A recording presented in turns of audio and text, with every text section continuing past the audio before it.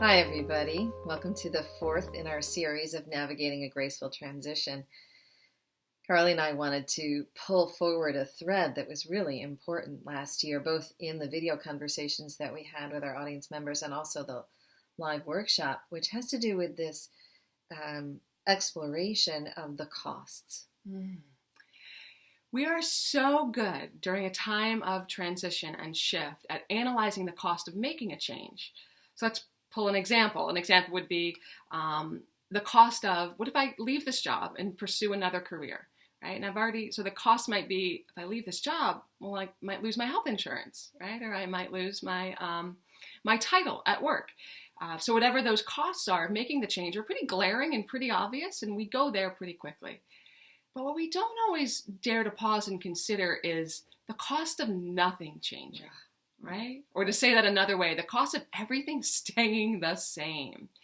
And so specifically, in coaching, we look at what we call the big three: career, health, and relationship. And so how might everything being the same impact my career or my health or my relationships? And we break it down into like a chunk of time that seems more manageable. So if everything stayed the same in a year from now, what might that mean for my career?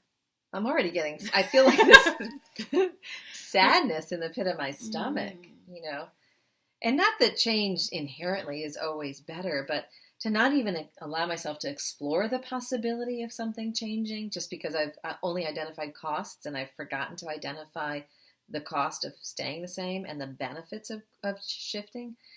Just to even not open that question, that makes me sad. Right. Well, and I love what you're saying. It's that you might sit down with the question and realize it's okay to stay where you are, but to have the courage and the self-regard to just go there for a moment and to weigh out the options. Right. Yeah.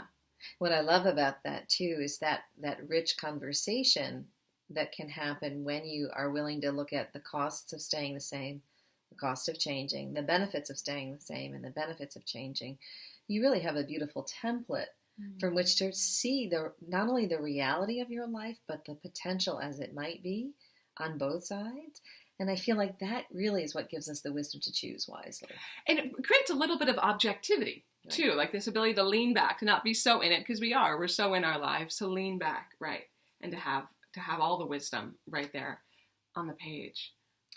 The old wisdom and change theory used to be that we don't change unless the cost of, unless the benefit of the change is so glaringly positive that we're pulled forward, or unless the cost of not changing is so dramatically painful that we literally can't live there any longer. Mm-hmm.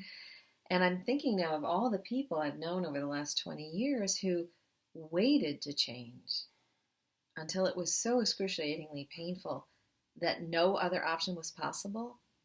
And by then, already, so many consequences of waiting had accrued that it was like an explosion of change, as opposed to what we're talking about, which is finding that way into a graceful transition. And I love that, because we can give ourselves permission to not wait until crisis or to not wait until rock bottom, right? So it's okay for something to just not quite be working, to begin to at least explore the possibility of a shift in another direction. Yeah. And I know that we're in this moment talking very pragmatically and practically, like you can almost see the 4-square chart, right? Mm-hmm. Cost, benefit. Mm-hmm. It's beautiful, though, how when you give yourself permission to be clear thinking and pragmatic, it also sort of creates space for the dream to occur. Because one of the things that I know happens to me is I look at those clearly articulated grids, here are the costs, here are the benefits, and then I crack myself up because immediately my body goes, okay, irrelevant of all that, here's where I want to go. Here's what I actually want to do. Yeah. So it's not that the chart determines our fate. It's in noticing our own heartfelt reaction to the chart that we are able to make the wisest choices. Yes. Beautifully said. Beautifully said. So, as we wrap up this 4-part series, Maria and I, we want to know, what is the transition you're in? What is the change you feel brewing or you already find yourself in the middle of? And what might be possible for you if you explored the next step. So grateful to have been on this journey with you. Mm-hmm. We look forward to continuing the conversation, both in the comment section here, and then maybe you'll join us live.